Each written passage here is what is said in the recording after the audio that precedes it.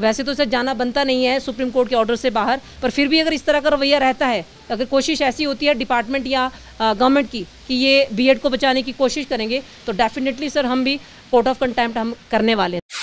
JBT बनाम BEd degree धारकों में पनपा गतिरोध बढ़ता ही जा रहा है। जहां उच्च न्यायालय के आए फैसले के विरोध में बीएड डिग्री धारकों को प्रदेश सरकार द्वारा अपॉइंट करने के विरोध में जेबीटी डिग्री धारकों में गहरा आक्रोश है, वहीं प्रदेश सरकार द्वारा बीएड डिग्री धारकों को समर्थन देने के संशय में भी जेबीटी डिग्री धारकों में गतिरोध की स्थिति पनपी है, जिसके चलते जेबीटी यूनियन के सदस्य सोमवार प्रदेश सचिवालय शिक्षा मंत्री रोहित ठाकुर से मिलने पहुंचे। जहां जेबीटी डिग्री धारकों का कहना है कि यदि हाईकोर्ट के आए फैसले की अनुपालना शिक्षा विभाग द्वारा नहीं की जाती तो वे मानहानि हनन की याचिका अदालत में दायर करेंगे, जहां सारे तथ्यों व आंकड़ों के साथ जेबीटी निष्पक्षता के साथ खड़ी है। 1 सितंबर को हाई कोर्ट में हमारा केस लगने जा रहा है रिव्यू पिटीशन के रिगार्डिंग। सर ये जो रिव्यू पिटीशन थी ये सरकार की तरफ से भी लगी है हाई कोर्ट में, और हमने जेबीटी यूनियन की तरफ से भी लगा रखी है सर। तो सर हम ये चाहते हैं कि माननीय जो हमारे एजी सर जी हैं वो 1 तारीख को हमारा पक्ष रखें, और जो कंडीशनल अपॉइंटमेंट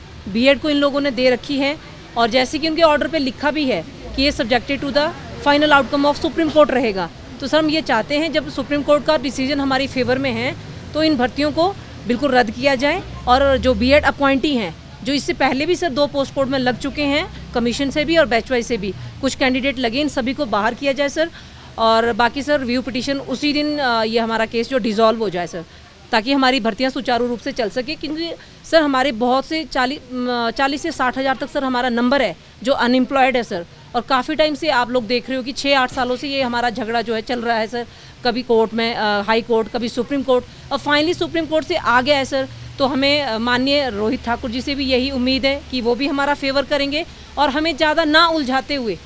हमारा सपोर्ट करेंगे, क्योंकि सर अगर नहीं माना जाता है तो सर फिर से हमें कोर्ट ऑफ कंटेम्प्ट हम भी करेंगे, अगर इस तरह से ये हमारी फेवर नहीं करने वाले हैं तो। क्योंकि सर कुछ हमें ऐसा सुनने को आया, इसी रिगार्डिंग हम आज मिलने आए हैं। वैसे तो सर जाना बनता नहीं है सुप्रीम कोर्ट के ऑर्डर से बाहर, पर फिर भी अगर इस तरह का रवैया रहता है, अगर कोशिश ऐसी होती है डिपार्टमेंट या गवर्नमेंट की कि ये बीएड को बचाने की कोशिश करेंगे, तो डेफिनेटली सर हम भी कोर्ट ऑफ कंटेम्प्ट हम करने वाले हैं। बेसिकली हमने पहले भी सर, वैसे तो ये जो कोर्ट के पहले ऑर्डर्स थे जिस बेस पे इनको अलाउ किया गया था सर, उसमें ऑलरेडी ये मेंशन था कि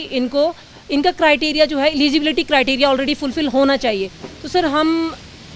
इस बेस को रखते हुए हम कॉन्टीन्यूसली 3 महीने से सर हमने अपने लेवल पे डिपार्टमेंट में इसमें पूरी तरह से सर अपनी लापरवाही बताई, इनके ना क्राइटेरिया चेक किया गया। तो सर जो ये बिल्कुल इनके जो टैट हुए हैं वो इलीगल हैं सर, क्योंकि आज तक सर बीएड के लिए टैट कंडक्ट करवाया ही नहीं गया है सर। हमारे जो यहाँ पे टैट के लिए नोटिफिकेशन हुई थी,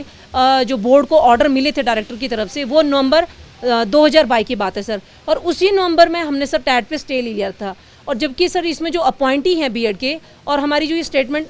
एनसीटी ने जो ये नोटिफिकेशन निकाली थी सर, ये 28 जून की थी, 28 जून 2018 की। तो सर जो इसमें बीएड अपॉइंटी हैं वो 2018 से पहले की भी इन लोगों ने ले रखे हैं, और वो तो देखो 1 महीने की सैलरी ले भी चुके हैं। अगर सरकार फिर भी इनकी फेवर में जाना चाह रही है, अगर कोर्ट में फिर ऐसी दलीलें पेश की जाती हैं कि सुप्रीम कोर्ट के ऑर्डर को भी नहीं माना जाता है सर, बाकी फैक्ट सर हम बिल्कुल हमारी जो फेवर में भी हैं और लीगल हैं। ऐसा नहीं है सर कि हम अपने आप से ये मनगढ़ंत बातें हैं, हमने डिपार्टमेंट के सामने भी रखी और बोर्ड के सामने भी रखी हैं सर, गवर्नमेंट के सामने भी रखी हैं सर। बेसिकली जो जितने भी फैक्ट्स हैं वो सारे इनके अगेंस्ट हैं, कोई भी कागज़ ऐसा नहीं है जो इनको अलाउ कर रहा है, क्योंकि सर टैट आज तक बीएड के लिए हुआ ही नहीं है।